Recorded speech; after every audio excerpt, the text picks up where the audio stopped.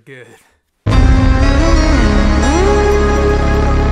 Hey guys, Big Boy here. Today I'm going to be reviewing the new movie It Follows, directed by David Robert Mitchell. It's kind of a horror film, it's kind of a thriller film, and it's kind of a throwback film. And it's pretty much the most amazing thing I've ever seen in my life. So It Follows. I'm not going to give too much away about this movie because it was pretty much one of the best cinematic experiences I've ever had in my entire life.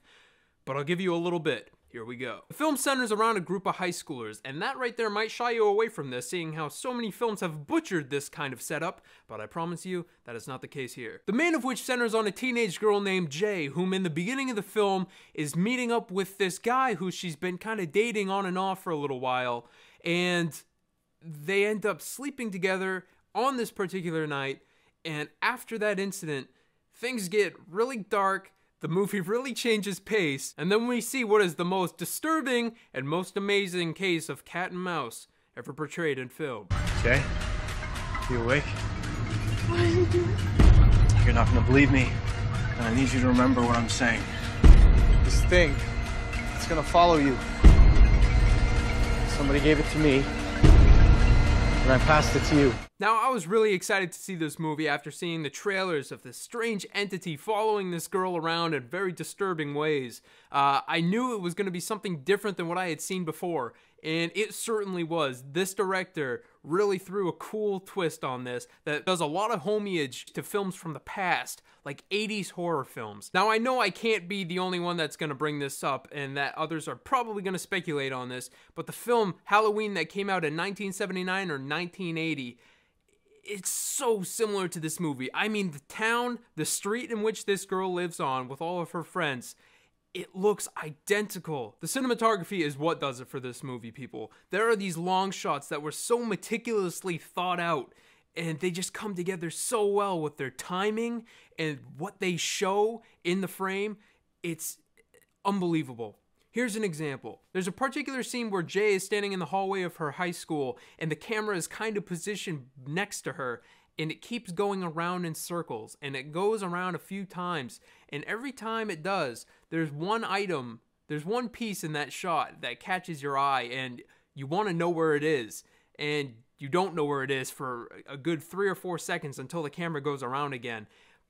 But it never really resolves into anything. It's just meant to twist with your mind, and that's what this movie does. But there are so many other instances where this technique is used, and it's just implemented so well. My new short film that I'll be uploading to this channel very soon uses a lot of these techniques as well. It just follows the character. It's like almost like the viewer is the character, or at least is with them with their every step, and I feel like that just adds a lot to the atmosphere and a lot to the film in general, and I'm just a huge fan. I'd take that over cut to cut any day. The film stars Maika Monroe, and I probably have like the biggest crush on Maika Monroe like ever, so back off.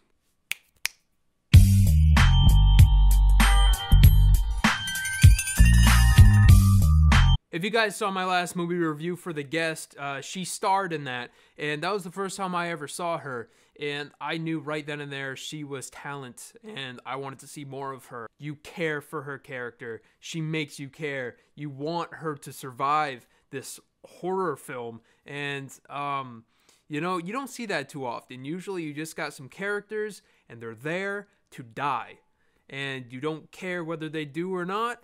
But Maika Monroe and the other supporting cast for this film actually do a really great job in propelling you to care for your characters. I really liked this guy and his relationship with Maika Monroe's character.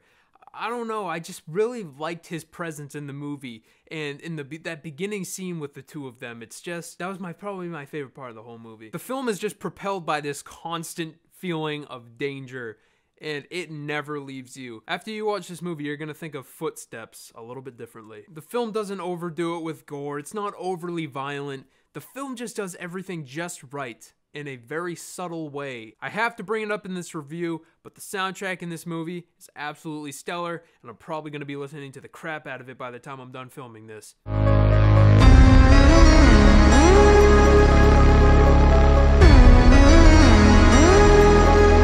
I'm so sorry. I'm gonna give this film an A+.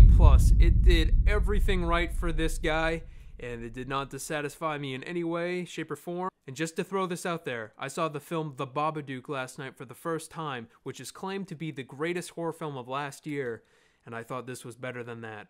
So, take that as it is. So that's my time, guys. Thanks for watching this review, and I will see you guys in the next one. Peace out.